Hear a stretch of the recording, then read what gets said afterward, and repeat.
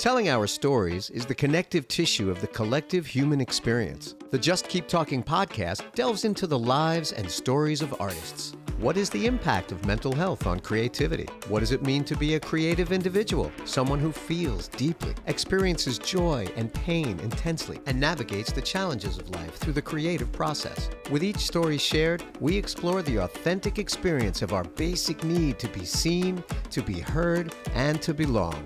We're really not so different from one another, nor are we alone. Together, we can inspire, encourage, and enlighten each other to find the true joy and fulfillment that is within ourselves. When we just keep talking, we create the space for gratitude, self-acceptance, and grace in everyday life. In a world filled with divisiveness, fostering inclusivity and connection is a powerful way to make a positive impact. The Just Keep Talking podcast with me, Brother Love, because your story matters.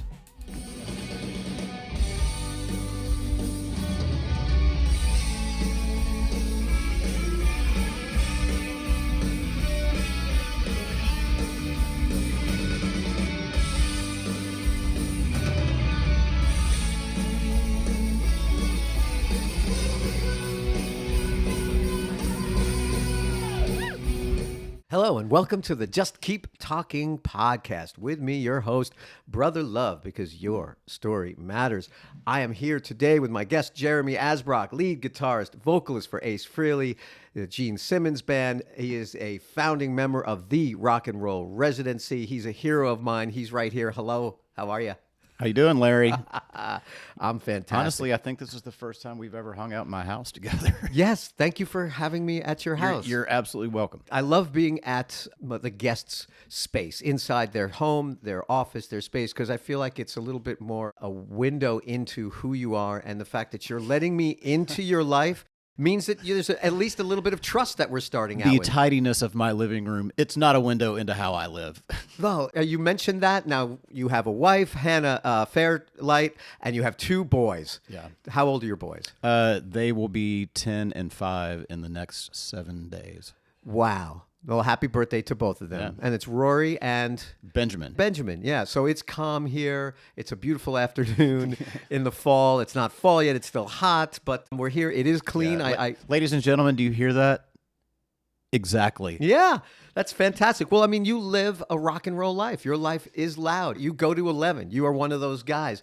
You are one of my heroes. Man, it really is one of those Superman Clark Kent things, because I am so not that guy here. Right. I mean, I go out. I'm not that rock and roll. I mean, we're all kind of older now. We all just kind of want to go to our hotel room and chill out and watch Netflix or something, and wake up and go to sound check and play our show, and then go back and repack our suitcase and shower and go to bed. I mean, it really is a little more workman-like than maybe it was for most of us 20 years ago, 25 years ago. Yeah. Well, what was it like coming up for you? Let's go there then. 20 years ago. Born and raised in? Born in Murfreesboro, Tennessee. Wow. I was raised in Smyrna, Tennessee, and 2 weeks after I graduated high school, I moved to Nashville proper, and I've lived in Nashville since then. I remember seeing you for the first time back in the day, the Rock and Roll Residency at Dan McGinnis. For those of you who don't know, it was a great spot right near Music Row, and it was the greatest night of the week because I moved here to be in a country rock band. I came in here as a drummer,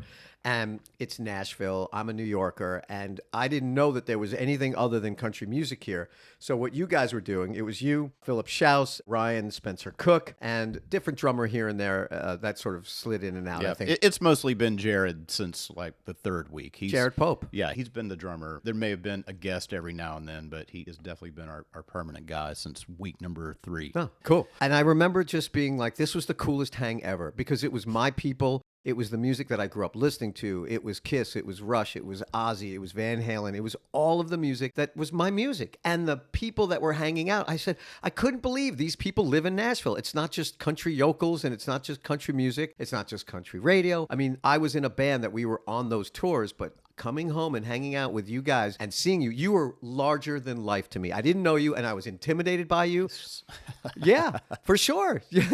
And you had the best girls. You had the greatest girls. You married one of those girls. That's so funny. I remember we'd go there and we'd be like, "Can you believe the women that come to see this show? I mean, they're the most fantastic." That's pretty funny for me because I've always been in like a dude-centric band. Like I played in a band called the Shazam for 13, 15 years or something, and we had a dude audience. There weren't really any hot chicks or anything like that. So like I've never been in a band or had a following that had females, and it didn't matter this time either because Hannah was already my girlfriend by the time we started the show, which is so cool. So those days you were building a community. That's the thing, dude. That was not by design. The rock and roll residency happened out of desperation in 2014. I don't know, it must have been like January or February or so, but Phil and I both realized like, oh shit, man, I don't have anything going on in April. And it's like, fuck, I don't either. I was working part-time at that store, McKay, just like a couple hours a week just to keep a little bit of money coming in because I wasn't on tour or anything like that. And it was just one day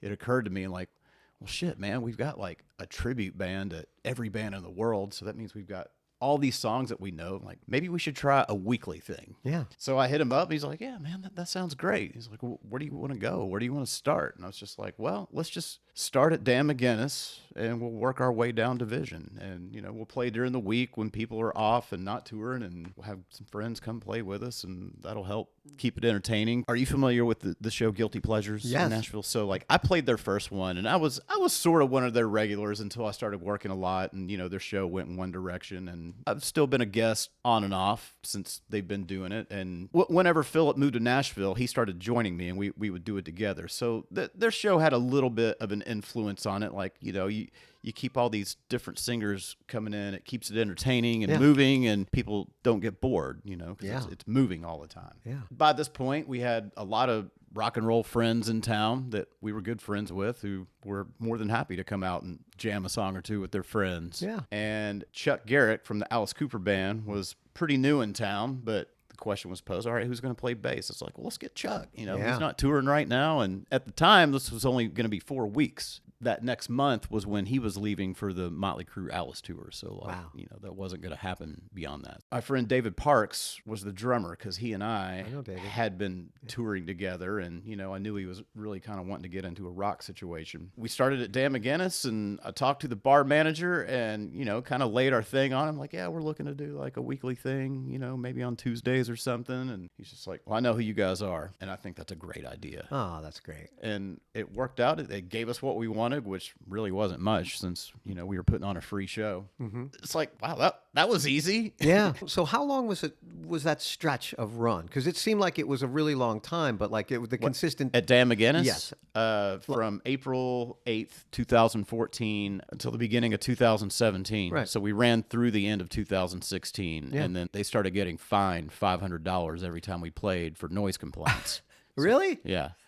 So it's like, well, shit, I guess we better go somewhere else. Yeah. And, nothing against the owners or whatever. At that point, it wasn't an Irish pub anymore because Dan McGinnis, the owner, bought out his partners and changed it to Harp and Fiddle, but it was still an Irish pub. But then they were bought out by Tailgate Brewery, and they like ripped out the bar and painted it white and installed these fucking craft beer brewery things, and I don't know, it wasn't the same thing anymore, and they were getting fined. So we've been pretty tight with the Mercy Lounge people for a long time, and man, they rolled out the red carpet for Absolutely, they did. And those shows were fantastic. But that's kind of what happened in Nashville during that time. Right down the street from where you were getting fined at, there was the Soulshine Pizza. Yeah, I heard about them having the same problem. And we used to play up there. It's Music City, and this is when people... Dude, it's not just Music City. That's Music Row. Yeah, so people were moving in. So Soulshine Pizza had a cool rooftop, and we used to play there. Lightning 100 would have shows there. I remember the sound guy looking at me as we were setting up,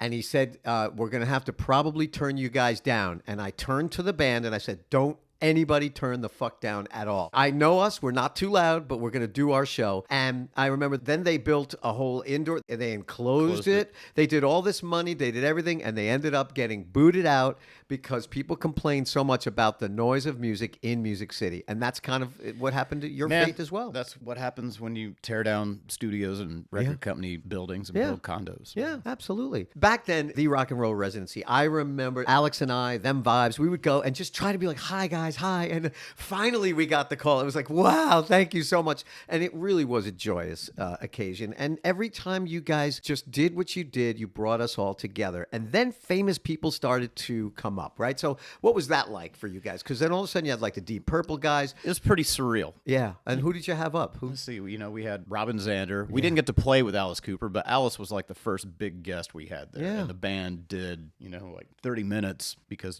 Chuck had been part of our thing. And they had a day off after the Motley Crue Alice show here in Nashville. The Deep Purple guys, they were filming a documentary for the record they were here making at the time. And we're in that documentary, which is really, really cool. My wife, Sarah Tomek, sat in and played Lord of the Thighs, a deep cut for Aerosmith. So my wife is a huge Aerosmith fan, and she knows Aerosmith better than Aerosmith. I mean, she really is such a lover of that music. And at the time, that day, she played the deep cut with you guys, Lord of the Thighs. Marty Fredrickson asked me for her number, and I gave it to her. Right. He was in the audience, and she's like, I know exactly who that is. I am an Aerosmith fan. And through your gig, my wife, Sarah Tomek, she got to play with Steven Tyler. She got to be Steven Tyler's drummer. Yeah. Incredible. It is. It's amazing. I still marvel over that. That's every bit as cool as, the fortunate things that happen to me. I mean, it's just like, it is far fucking out. It's amazing. Okay, so then you guys also, every year you would put on a Kiss show in December. Merry Kissmas. And you did the makeup, you did the whole thing. And that's when I really fell in love with you, Jeremy Asbrock, because Ace Frehley, I am the biggest Kiss fan that I've ever known, except till I met all you guys. I used to think I was. Exactly. And after a bunch of Kiss cruises and being on the other side of the fence, man, I'm not even the same zip code. I get it. We'll get there, but just let me have this for a second. So I remember watching the Kiss shows that you guys put on. You had the sign, you had the actual Eric Carr's drum set, you had the makeup on. You somehow had the dewy-eyed, like you were wasted eyes, like as you played the solos note for note. I'm like, he looks like Ace Frehley. He is Ace Frehley. That's just years, no, not just years, decades and decades and decades of like visual conditioning. Which I loved because, again, watching your heroes, in real life and meeting your heroes in real life, yes, it's a tough scenario. I met Ace Frehley one time when I was in the East Village where I lived in Manhattan. I was driving at the time. I had a car and it was like alternate side of the street parking, and I was going to move my car. I was with a buddy of mine and I was on St. Mark's Place making a right-hand turn onto 2nd Avenue. And my friend goes, holy shit, that's Ace Frehley. And he was standing at a payphone. So this is in like the late 90s, right? He's barely standing at a payphone. I jumped out of my car, and I kid you not, it was still in drive. I was going like 2 miles an hour, and I jumped out, and my friend goes, what the hell are you doing? I jumped back in to put it in park, and I ran up. I said, Ace Frehley, he's tall. I've never met him. I mean, that was the only time. And he mumbled something that it was incoherent, and he was kind of looking for change in the payphone. It was so sad and pathetic. And I remember thinking, oh, that really, really sucked. That really was not the Ace Frehley meeting that I was really hoping for. And I'd never met anybody, by the way, in Kiss ever. So how did you guys end up in the Gene Simmons Band, Ace Frehley Band? So give us a little about how that came about. So I guess it sort of starts with Big Rock Show. I met Ryan. The Big Rock Show was what? Yeah. Ryan, Spencer Cook. Yeah, Dean Workman, Paul Taylor from Winger, Matt Green, right, who was in some 80s bands here in Nashville. They had a different guitar player, and Ryan's good friends with Doc, and when Kiss were going to do their first cruise, Doc told Ryan, hey, why don't you bring your cover band on and, play rock covers. So for whatever reason, whoever was playing guitar couldn't do the cruise with them, so they needed a new guy. I've heard different stories from Dean and Ryan, but, they're both probably true. Philip got a referral from Bo Bice for Ryan because Ryan knew him, and Dean had gotten a referral from me from a mutual friend of ours. Yeah. So I guess Ryan had hit up Philip, and, Philip was touring with a country artist at the time. He's like, I can't do it. But Rodney Atkins, right? Wasn't he with Rodney Atkins? Probably that one. He's played with a few, and he said, I can't do it, but I got your guy, lives with me, because I was living with Philip at the time. Mm-hmm. And I got off of work that night, and I went home, and Ryan was there, and I'd never met Ryan, which is weird, because, he's been in Nashville since 2004, but he lived here in like 1991 through 92 at one time too. And I mean, like, the amount of times that he and I were in the same place at the same time is staggering. We were driving together yesterday and found out that we were both at this record release party at 12th and Porter in 1992. And I'm like, I was there. He's like, I was there too. Never met. So here's what's really funny. I walk in the door and he's in the living room and nobody else is in there. I know we're audio only, but I'm still going to do it for you. Please. Like, I walk in and he goes, He who? Ryan. Okay. This. Oh, he looks you up and down. Starts down, looks me up, and then looks me back down and up. And I was like, what the fuck was that? He looked you up and It was down. all cool, man. You know, we were having drinks and hanging out. And then, like, you know, by the time we got through having fun, he asked Philip, he's like, is this the guy? And he's like, this is your guy. And then he said, so would you be interested in doing the Kiss cruise? And I slapped Phil on the shoulder. I'm like, this guy just asked me if I would be interested in doing the Kiss cruise.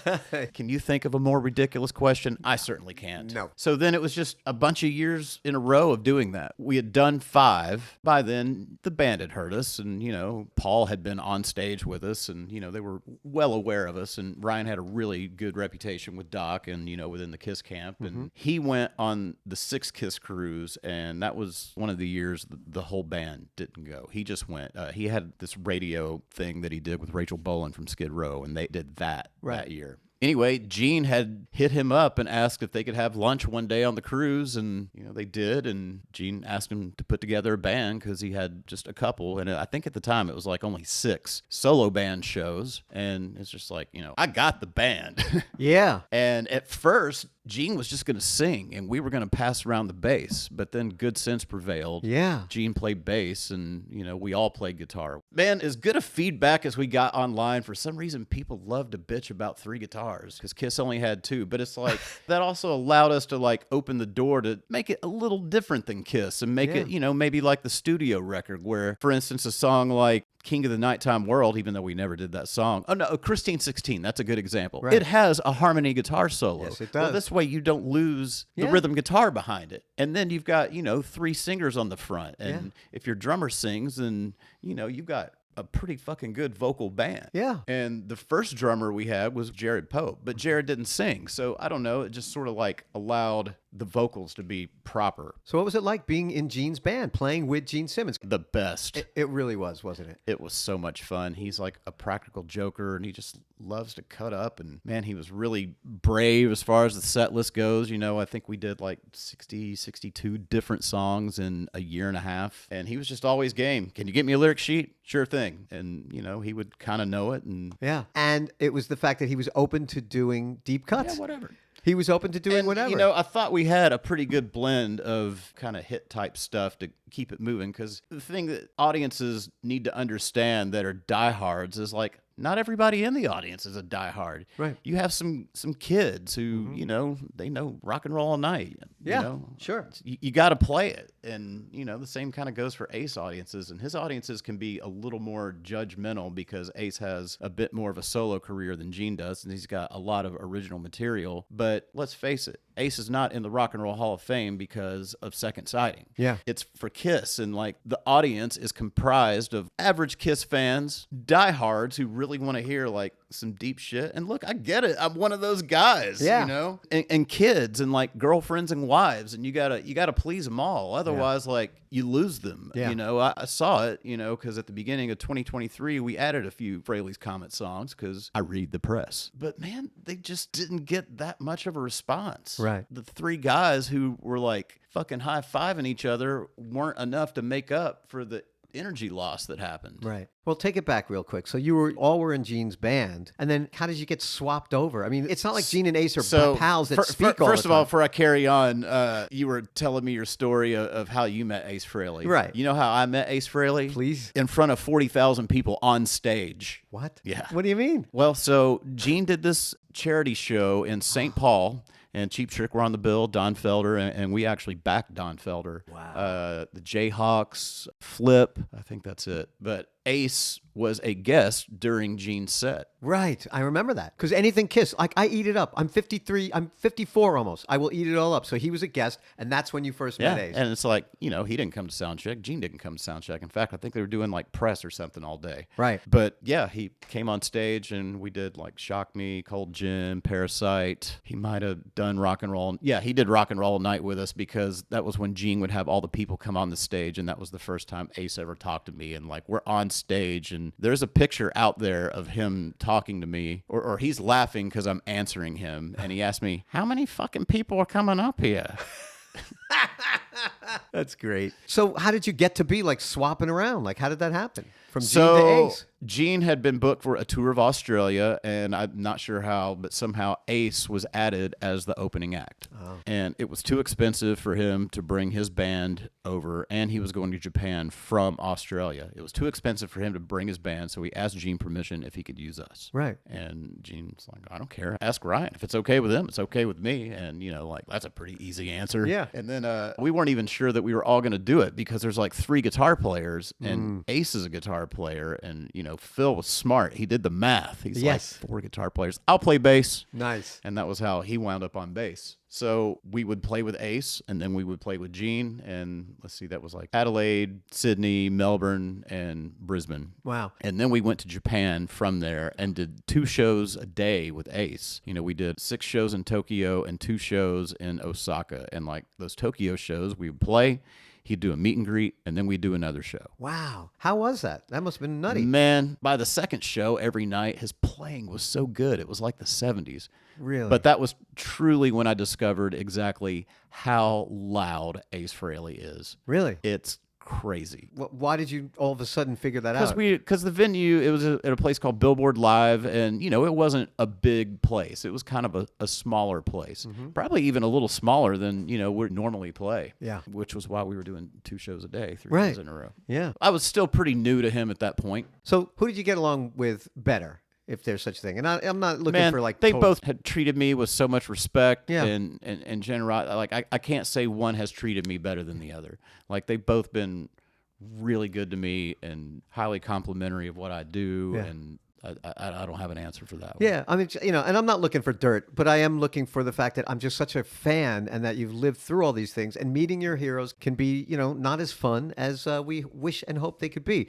That being said, you got to play the music with the Cats. Yeah. What was your favorite song to play with Gene, and what was your favorite song to play with Ace? Where you were like, wow, I can't even believe, like, this doesn't get old. I probably have like maybe 3 or 4 with Gene. I'll start with Deuce just because it wound up being, the opening song, and I did the first solo. We did a good job of making sure everybody got a solo in that one because there's a lot of solo spots. But I mean, just the fucking power of playing that song, and then when the vocals kick in, it's the voice. Yeah. Like, it's the voice. And, that definitely, like, charges you to really fucking dig in, and if you're not standing close enough to this edge of the stage, he would push you up because, like, when it's your turn to solo, you get up there and you fucking demand the attention. And, wow.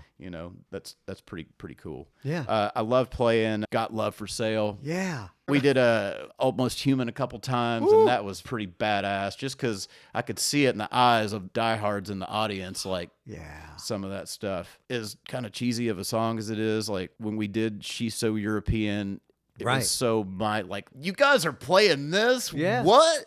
The shock of like, what? Off of Unmasked, yeah. And Love Theme from Kiss, when we added that was a lot of fun. Wow. Anyway, I could by the time I get done, like, oh wow, well, you just named every song you guys played. But but that's great. But those are songs that like you just from you as a fan really enjoyed playing. So what was it like for Ace? Like the songs that you were like, wow, this is just I'm not getting tired of this song or these songs. Hard Times. Yeah. Like, that was one of my first I love songs. So I remember getting out of we went to see Empire Strikes Back at the theater, and there was a pizza place called Sir Pizza that was, the closest one. And we went there afterwards. Yeah. And I remember putting that song in the jukebox there. Hard Times off of Dynasty was so great. And I remember being a kid being like, these drums sound too good to be the drums. Like, Man, I didn't know. I was too young to put that together. Or I just thought, wow, Peter Criss just sounds, I don't know, sharper or whatever. And I didn't know from any anything. I didn't know that there were ghost players. I didn't know that Kiss Alive and Kiss Alive 2 had ghost musicians, but Anton Fig played drums on Hard Times, I believe, if I'm not mistaken. He totally did.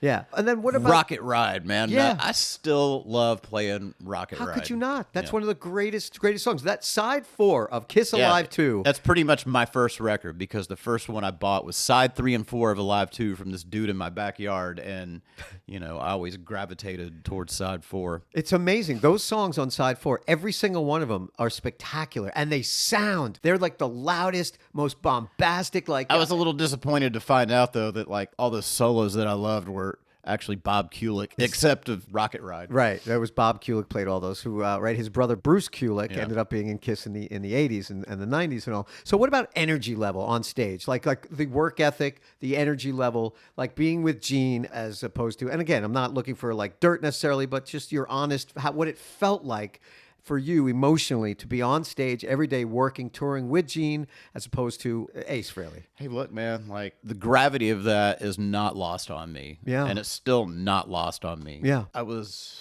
4, I think, when I got my first Kiss record, and it wasn't like just something I liked. Like from the moment I heard it, I was all in. Yeah. And the fact that the thing that got me into music, not just like playing guitar, just like into music, period. Yeah. Well, I mean, I support a family on that, and I've been in that world now for 8 years, 8.5 years, like almost 9. Yeah. I mean, I've been in Ace's band now for 7 years. Wow. I've been Ace's guitar player longer than any guitar player that's ever been in his band. Wow. Well, good for you. Because I'll tell you what, man, I remembered seeing Ace's shows or clips and stuff with the bands that he had over the years, and I was always so let down. I never liked any of them. I didn't like not one, and that's just my own personal opinion. I am not allowed to comment. Okay, fine. But I remembered seeing you guys a couple of years ago, and it was the first time that I saw Ace Frehley with you guys. Where was it? It was here in town. It was in Nashville. I think it was at the Basement East, maybe? No. It was... Marathon? It was at Marathon. Yeah. That show was incredible. That was a good show. That show was like playing the Super Bowl and winning for me and Ryan and Phil, because at that point, we got to play 2 songs with Gene at the Residency, and, that was another one of those moments. Yeah, it was spectacular, and I just felt like, wow, finally in my life, I got to see Ace Frehley with the band that is the band. Like, you guys were the band. Like, I went and saw Kiss in 1996 when they came back with the show that we all wanted to see as a kid. Yeah. We all wanted to see Kiss Alive 2, the Love Gun Tour, in real time. And we did in 1996. And yeah, I remember it being the sloppiest. Ace kind of sucked. He was good here, but he wasn't good there. Drums were slow here. But yeah, it was a mess, but it didn't matter because it was the best time of my life. It really was. It was 1996. I was already in my 20s, or 30s at that point, and I loved every freaking second of it. Me too. So seeing you guys do that, because I thought these guys are the next Kiss, which leads me to the next thing. Like, so have you ever been approached like, hey, we're going to continue on with Kiss? Never, right? And is honestly, it because you're blonde hair? Is it because you have blonde hair? Oh, no. I mean, anybody in Kiss can. I mean, Eric Singer has blonde hair. I know. You can wear a wig. Honestly, I'm probably too old at this point. Yeah. My bones can't handle that shit. Yeah, that's what we thought. We were talking back here in Nashville while you were all doing all of that wonderful stuff with different members of Kiss. We just kept thinking this is a no-brainer. Kiss is going to continue and live on forever. Granted, there was not a lot of like AI and computer technology. We thought these guys are the luckiest guys. They're going to be the next Kiss. So no. Okay. No. Too bad. Too bad for all of us, actually. But so emotionally, what's it like? Are you friends with Ace? Like, does he call you up on the phone? Do you guys chat about anything ever? Does he remember who you are? I'm serious. I don't know. I would say 75% of the time he remembers my name now. Okay, good. That's good. Took 7 years, but that's good.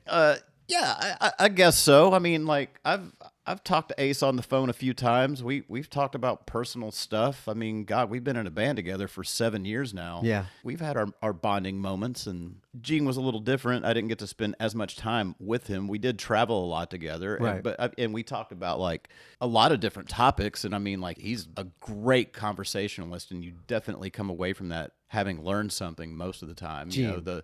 One of the few times that he and I actually talked about like quote life unquote, we had a bus ride from I don't know, somewhere to somewhere, but you know, it was just me and him, and You know, and Gene. yeah, Right. Yeah. talking about kids and just regular stuff. That's precious. I did the same thing with I had a time with Billy Crystal. I was working in a restaurant in New York City, and he brought his daughter. It was a Jewish steakhouse. I was a singing waiter in a Jewish steakhouse. Like, for him to come in and have chopped liver and stuffed cabbage made sense because he's an older Jewish guy. For his 18-year-old daughter to bring her friends to have a birthday party made no sense. Like, why do these kids want to eat this? But they came in and they had their chopped liver, and they were doing their thing. And Billy Crystal and I sat for 2 hours and talked about baseball and about music and just shot the shit. And it was just the best conversation. I was still kind of going like, holy shit, in my brain. Yeah. I mean, he's a larger than life size man. Yeah, he really is. So the vibrato, all the big stuff, is some of it an act? Like, does he come down to earth? Does he turn something on and then turn it off just because maybe that's something you need to do? Or is he the same person all the time? Gene. He's mostly the same person. Yeah. He's just not as harsh Right. as you think he'd be. I've seen him be harsh. Right. Woo. Not necessarily directed at me, but to other people and stuff. I But bet. he's not greedy. He's actually extremely generous. Yeah. He seems like it. You know, he's a major philanthropist. Like, for all that money he makes, he donates a lot, and he's just not making it front page, which is wild because he loves to get in the news. Yeah. I mean, but he doesn't brag about that. He kind of just does it. That's great. Like, meeting and hanging out with Steven Tyler for me was amazing and crazy and wild. Like, there was a time that I had a shift on Lower Broadway, and Sarah was playing with Steven, and she's called me. She said, "Hey, Steven wants to go on a hike. We'll pick you up at your gig on Lower Broadway." I said, No. Pick me up at the house so I can run home and get changed. Okay, so I go home. And I'm living with Alex, right? My roommate, my bandmate, my best friend. And it's Sunday. It's Sunday at 2 o'clock, right? The Broadway shift was from 10 to 2. So it's 2:15. I come home in East Nashville. Alex is dressed like we have a show, like it's Saturday night, right? And he's cleaning the house, okay? He's picking up cigarette butts, and we're getting rid of liquor bottles because Steven's clean. And I'm like, oh my God. Steven Tyler's coming to our house on Pennock Avenue in East Nashville. I'm upstairs changing as fast as I can. I'm like, what do you wear on a hike with Steven Tyler? I don't know. So I put my boots on, my flares, everything, right? And all of a sudden I hear a voice. "Man, I don't know. I don't really like Kiss that much, man. Joe like Kiss." I had the album cover, Dressed to Kill, a big painting, 16 by 24 in our house. And that's what I heard as I'm dressing and getting myself primped and looking sexy for Steven Tyler, right? He's like, "Man, I never really was into Kiss. Joe always liked Kiss, man, but I don't know, blah, blah, blah, blah." And I come downstairs, and there he is in our shitty little house. So we go for a walk, and we hang out, and we have a good time. And I'm just like, I can't even believe this. So we're in our little car, the car that's in your driveway right now, Sarah's old blue Elantra from 2011. Somehow or other, I am driving. Steven Tyler's in the passenger seat. I'm in the front. Sarah's in the back. Wait, how was he dressed, though? He dressed very casual, cool. He had cool jeans on. He had actual sandals on. So, because his feet, he can't wear high heels anymore because he's been doing that for so long. Like, Steven's feet, when you wear high heels, he's a short guy. I mean, he's probably my height, about 5'7.5", 5'8", maybe. So we went on our little hike. He had his little dogs with him. He had his little Yorkshire Terriers, 3 dogs, no bodyguard. And we just hung out, and we walked around, and somebody would walk by, and he'd go, "It's not him." So he didn't have to take a picture. And then somebody wanted to take a picture, and he was on the phone, and he's like, "All right, come on, hurry up. Just take the picture. Let's go." And I thought, well, he's being a personable guy. And we're driving, and Sarah is in the back seat, and I'm driving. Steven's in the passenger side. And she goes, "And Larry's got a band called Them Vibes." And he looked at me, and he goes, "I heard." And he turned his head, and there I am staring at him. I'm driving, and all of a sudden I feel the rumble strip. And I jerked the car back because I realized I was off the highway on the rumble strip as I'm staring, gazing into the eyes of Steven Tyler. And I just jumped the car back, and my heart was racing. And I'm like, you can't kill Steven fucking Tyler, man. Don't kill Steven Tyler. My wife's looking at me like I'm crazy. But he was so much fun. And I've seen him be not fun. I've seen him be a few different things. But one of the things that I loved about Steven Tyler being in his presence was that he is the same rock and roll kid that I am. The same rock and roll kid that you are, and Philip Shouse and Ryan and all of the gang. Because when it came down to music, he was like, man, let's go do it. Let's go. And if there was a guitar was on the floor in a case, he'd pick up the guitar and Steve would be like, here we go. We're going to rehearsal. Yeah, all right. He was so excited about rock and roll. And I thought, this is the coolest thing ever. He sings in the original key. If he can't sing in the original key, the song is out of the set. That's cool. I sat in at a rehearsal. They said, Larry, can you sing Steven's parts? For the band Loving Mary was rehearsing. Yeah. And I barely got through it once. And I was like, how does he do this? I was like no thanks. I get it. I get why. I am me and he is him. Right. And that was really a lot of fun. You know, it really was. It was a good time. Meeting that hero was cool. And yeah, I've seen him yell and all that stuff and all that. But again, I was never in a band with him. So beyond all of that, what are the other influences? Like, who are your favorite guitar players? Well, Eddie Van Halen is always going to be my number one. Damn right. And it's really not the Flash, man. It's really like the inversions of chords that he uses and like, it's his rhythm guitar playing. I mean, I'm more knocked out by that than I am his lead work. Yeah. You know, Jimmy Page, obviously. I mean, God, he was so good at like different stuff, you know. Yeah. Jeff Beck, Joe and Brad, you know, they're big ones. Now, okay, let's talk about Joe and Brad. Joe Perry and Brad Whitford. Now, I saw Brad Whitford at a wedding not too long ago, okay? And it was his son's wedding, Graham Whitford. Right. And I said, Mazel Tov. And Brad looked over at me. I'd never met Brad before. I'd been in the same room with him, but I'd never met him. And I've always wanted to because I just think he looks like the sweetest man in the world. And I can tell that he's a good guy because his kids were really raised well. Like, Graham's a sweet guy. And his brother, the photographer, what's his name? Zach Whitford. They're good guys. I mean, they're just well-oriented human beings. And I just remember saying, Mazel Tov. And Brad Whitford looked at me and smiled the biggest smile, and he gave me a hug. I wanted to whisper into Brad Whitford's ear, we know it's you. That's what I almost did it. I almost said, we all know it's you.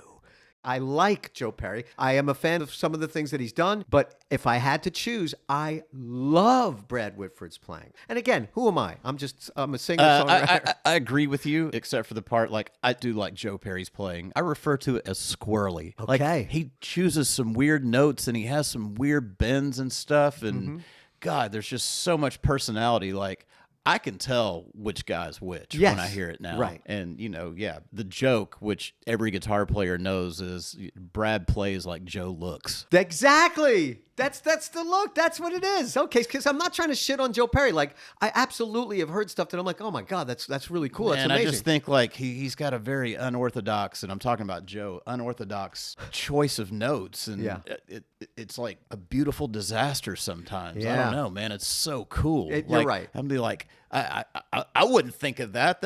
I'd probably play something more like Brad or something. Like, that's a very interesting choice of solo. Yeah, for sure. So what about the fact that you're a bit of a hero? I consider you a hero. No, really, look, I wanted to be Kiss my whole life growing up, probably still do. And you became that. And you well, are that. I appreciate that, but man, I don't feel like a hero at all. Right. Like, at all. Yeah. And the reason why I say that is because there is a community out there, like Eddie Trunk. He knows who you are, right? So Big Rock Show was more of like the 6-man cruise company. The Rock and Roll Residency, we're doing like Monsters of Rock cruise and like all of the cruises put on by that company. So Ed does all of the Monsters of Rock cruises. So yeah, he saw us quite a few times. Yeah. And, you know, we would do stuff by artists that other cover bands would do. We would just do the other songs. Right. Because there's just a community. There's just people that are our age. That are younger, but that are the certain age of like, there's a heyday of music that's just not here anymore. And now all of the acts that we love, we call them legacy acts. And they're on tour. And some of them tour more, some of them tour less. And those days are just gone. The sex, drugs, rock and roll, wild thing, that the big hair, it's just, those are gone. But we fans are still here and we exist. And that's what I mean by being a hero. You're somebody that I know there's a generation of guitar players out there that are like, that guy plays the way I've always known guitar to be. You are the quintessential rock and roll guitar player. Well, thanks. It's just a melting pot of all those great guitar players that came before me. Sure. You know, I wanted to be a good guitar player, but at the same time, I didn't have any interest in being, you know, like a studied guitar player. Right. When I'll start soloing and I'm just kind of going for it and I don't even know what I'm doing, you know, I'm not thinking and my fingers are just kind of doing their own thing. And it's not because like, okay, I'm in this mode, in this scale, in this key, like you're present in the moment. I kind of know notes to avoid and spaces to avoid when I'm playing. But beyond that, like, I don't know this mode from that mode. Okay, this is really what it's like being present and in the moment, which is not an easy thing for any of us to do. But do you ever find yourself in the situation where you're like, you know what's coming and you're like, if I do it this way, it's kind of an Eddie Van Halen thing, and I can do like there's no thinking, thinking like that. There's no time to think. I'm thinking, don't fuck this up.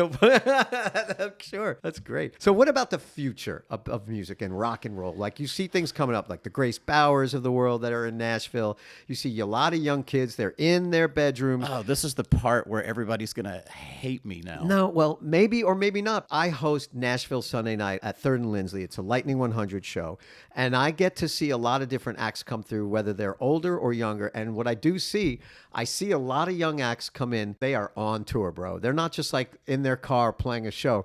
They're touring because they've had a TikTok hit that's had 2 million hits, and that's 6 months ago. And now they're thrown into the fire without any experience. All they know is the quiet way that they sang in their bedrooms. They played, into the computer, and here they have, like, quote unquote, a hit song on TikTok with no experience. So what's that like for you? What does it feel like, Man, I wish all of those people all the luck in the world. Yeah. Since I'm a bit older and like I can look at the history of music and, not just music itself, but the music business, from the concert industry to the record industry. Because, I worked in record distribution for almost 10 years before I was laid off. And man, by 3 years later, there were fucking barely any record stores left out there. You know, it was a download world, and like just the evolution. And I have children now, and their friends. I can see how much music means to them or doesn't mean to them. Yeah. And the reality and facts are, there's just so much more out here now than when we were kids, or our older brothers and sisters were kids, or even if we had younger brothers and sisters. Like this guitar, bass, drums with, let's just say, pop song format, verse, chorus, middle eight, chorus, outro, whatever, has only been around, since the 40s, maybe the late 30s. And, there was like big band music and stuff, which I don't consider that structure. Right. And then the pop song format. And, eventually the people in charge, whether they just be suits trying to make money or whatever, learn these chord structures that work. I mean, how many songs out there go 1, 5, minor 6, 4, 1, and they know what works. And with all the other things that are available to kids now, it's like, like rock and roll and Circus Magazine and MTV aren't like one of the 3 to 5 things out there for kids now. It's just a different world. Yeah. And making money or a living or anything is just harder and harder and harder. And then when that just doesn't mean as much to people younger than us, like our children's age, and what's going to be their children's age. It might just be a moment in time. Right. I mean, before, when people wanted to hear music, they would hear symphonies and stuff, and that does exist. But is that like the predominant form of live music that people go see? No. Yeah. Baroque music? Yeah. I mean, so you're saying this probably... It might just be 100-year thing. Yeah. And, it'll evolve into whatever it evolves. I do believe that there will be a niche there always, especially for people our age and, I don't know, 20 years younger than us or whatever. For sure. Because, that format of music was part of our lives. Yeah. That's where cover bands and stuff are going to keep that alive. I mean, let's not kid ourselves. Like that form of music that we've been talking about for this whole conversation, dude, there is not much time left. Yeah. Like I'm looking at these guys and I rub elbows with a lot of them, and I even play for them. I mean, they're in their upper 70s. Yeah. Fuck, dude. My mom is in her upper 70s. She couldn't do this in her wildest dreams. Yeah.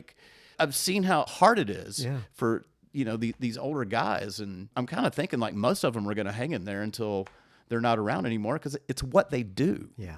They've been doing it since they were teenagers and in their 20s. If they stop doing it, that's when they're probably going to die. Yeah. I don't know. I'm grateful that there's younger people out there still discovering, what we consider pure forms of music and that style of rock and roll and whatnot. I don't know if it's ever going to be on the scale that it was in the 70s and 80s. Right. And I probably loved 60s music the most, but the concert industry wasn't very developed, nor was the record industry. I sort of feel like in the 70s is when those industries really kind of got their shit together and boomed. And then, by the 80s, when the video format came in. They all kind of worked together. Like the videos fueled record sales, which fueled the tour industry. Yeah. And I mean, God, you remember the 90s, man? Like labels were just throwing out money and deals left and right. And even the shittiest bands in the world were getting like, oh, we got a $500 deal.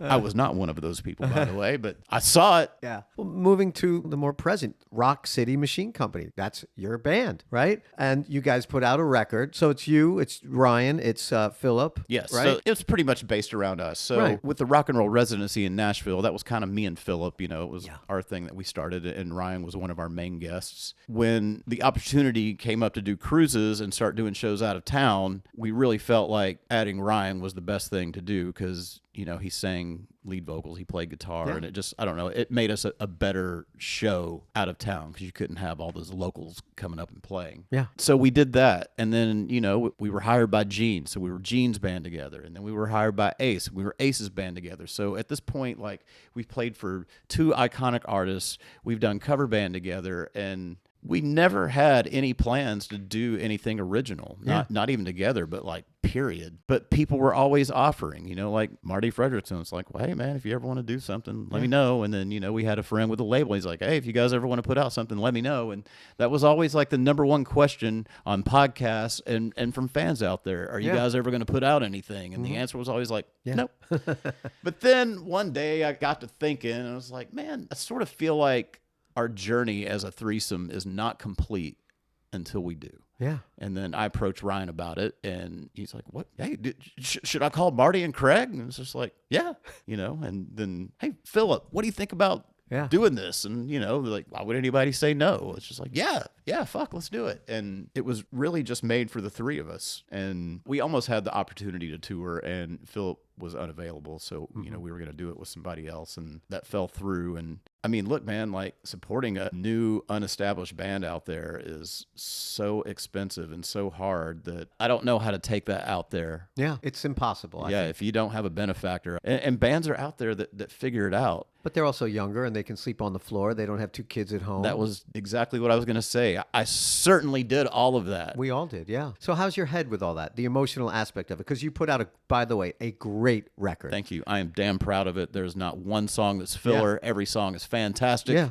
Rock City Machine Company, every song is just original. It's all the influences that I loved growing up and all the influences. But nothing where you're just like, never. They just ate this song by AC/DC. Oh, man, that's totally this song by Aerosmith. Yeah, it is. It's a great mix of all the shit that we grew up loving, and I sort of feel like those songs haven't been heard before. Yeah. Like, you feel like you've been listening to it your whole life, but it's not like, oh, yeah, that's a knockoff of this song. It's none of the songs are knockoffs, and I'm very, very proud of that. And you should be. And it's just a different climate now, right? Because, you know, we put out records, and I work with Lightning 100 a lot, so people are always trying to, you know, get on the radio, and I have them vibes. You know, we haven't put out much in a long time, but I put something out, and I just know that it's out, and then it's gone, and then we're on to the next thing. And I can't get my hopes up too high about anything. I can't get too emotionally attached. I have to do it for the love of it. I have to do it for the appreciation that I'm able to do these things because of my influences and my experience. So the fact that I've shifted, I'm a happier, more well-adjusted person because I was angry for a long fucking time. All of us have. If the wave didn't break for us, and you have to find your way out of that anger, or I don't know, you're going to die angry. Yeah, it's not worth it. You know, there've been 1,000 bands that were worthy of it but didn't get it. Yeah. And 1,000 bands are like, that band fucking sucks. Oh, yeah. And they had that one song, and they toured off of the success of that for fucking, you know, since 1995 or whatever. That's true. Because there was a high concentration of that garbage in 95. Damn right. So. Yeah, I really didn't listen to a lot of new music back in that year. Dude, that's when I was like in history class, basically. You know, I was definitely, you know, charting the classic rock waters. Yeah, and I was listening to like Beethoven and Chopin. Those years, I was like, you know what, let me dive into other things for sure, because that was where my heart was. So how is your mental health with all this stuff? You tour, you come home, your wife is in the industry. She is an artist herself. You have 2 kids. What's it like living in this kind Well, of gig world right now, still at the age that we're at? as far as like the actual work itself, it's great. It's almost routine. It's like Yeah. anybody else with their jobs, you know, like I get on a plane, I fly, I check into my hotel, I go somewhere for dinner, I go back, I go to bed, I wake up, I go to sound check. Yeah. It is very routine. It's just kind of a fun routine. Yeah. It's not like a job you hate. But as far as the other aspect with family and kids and stuff, it can be a little hairy, like putting together a puzzle and you haven't found all the pieces to put the puzzle together yet. Yeah. You know, my wife is not a stay-at-home mom. You know, she works also and she has lots of irons in the fire and taking kids to school, getting kids picked up, getting kids fed. And, you know, they're not old enough to stay by themselves. So, you know, if she has to work or she has something to do, we have to figure that out. Yeah. We do have a neighborhood network of families we're good friends with, and you know, people help when they can, but you know, they have their own lives and their own kids and their own things to do, so it can be complicated. I remember one time being in Japan and having to help my wife find childcare like coverage, and I'm 14 hours ahead. Yeah. You're like, I found somebody. She's like, that was yesterday. But you found it. But at the same time, you know, like this is my job. And, you know, I've had to explain to people, I mean, explain to me how it's different than being a truck driver. Is being a truck driver more noble? I mean, like that's just as valid as anything else. And this is a job. And I mean, if I got some other job, I probably wouldn't make as much money as I do doing this job because I've been doing this job for a long time. Yeah. And you do it well. Thank you. It's tricky. Yeah. But I've seen so many of my colleagues, you know, have successful, great adult children and they've made it through, and it can obviously be done. You know, it's just everybody's life is a little different. And I'd like to think there's some sense of pride with my children because they know how young I was when I discovered Kiss and rock and roll and guitar. And like, you know, I completed that circle. Yeah, that's fantastic. So do your kids, do they love what you do? They both musically? I know Rory was musically inclined, right? No, No? not at all. Really? Not at So in other words, you all. just put the drums in front of him and he just banged on stuff because he was banging on stuff back Yeah. in the day? Okay. Yeah. So they're not. Honestly, I think my younger son, Benjamin, likes rock and roll a little more. You Okay. know, like I showed, he's got the drum set in his room and stuff, and he likes to just listen to music with his guitar on and, you know, act like he's playing. yeah. He'll watch rock videos. So, you know, he likes AC/DC. He likes Kiss. What's really weird is his current playlist is like he's in high school between 1979 and 1982 because it's like Loverboy and Queen, like Hot Space era Queen. Wow. And Surrender by Cheap Trick. Yeah, and yeah. What are you, like a junior in 1981 or Yeah, something? Like that's so cool. So where do you see it going? Where do you see the future of music and rock and roll? niche.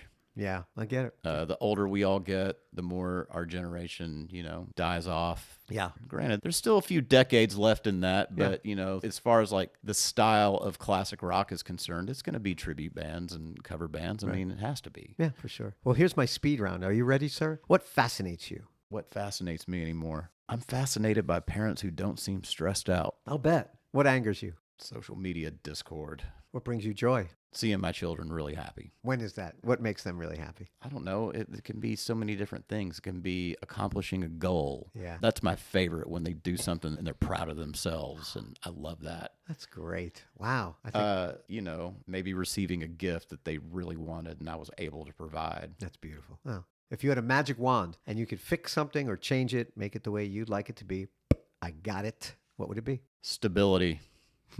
I mean, let's face it, man. Like, the music world is very unstable. Gig life is tough. Yeah, because you're at the whim of some artist. Yeah, always. Toilet paper over or under? That's a very serious question here, I know. Wow. Yeah, deep stuff. You know what? I remember having an argument with an ex-roommate of mine over this. Okay. I'm under. Really? Yeah. You're the first maniac I've ever met. No, I'm kidding. So why under? Because it's hard to turn around 180 degrees and see what you're doing. I mean, it's not like I'm inexperienced or sloppy with my ass wiping. So, like, if I'm under, I do have a lot of control. And I also carry wipes everywhere. So there's like, for whatever toilet paper I use, there's like fucking 4 or 5 wipes. I'm the same. I carry wipes. And let me tell you something, since we're getting into something so disgusting and graphic, by the time I use that last wipe, that motherfucker is white. Clean as the whitest clean Cloroxed sheet. Yep, Yeah. I'm the same exact way. And here's another fucked up thing. Since we're discussing it, I actually tear off X amount of the squares, and I will fold up the squares. I mean, I'm pretty good at wiping my ass. If we want to talk about this, I've been doing it for 49 fucking years now. So like, I'm a pro. You are a pro. I'm neat and clean about it, and I leave that toilet neat and clean. That's great. Jeremy Asbrock, you are a guitar hero.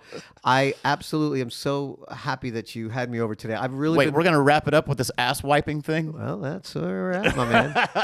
That's where we're at. Hey, we're wrapping it up in a very clean fashion. This is a clean break, as it were.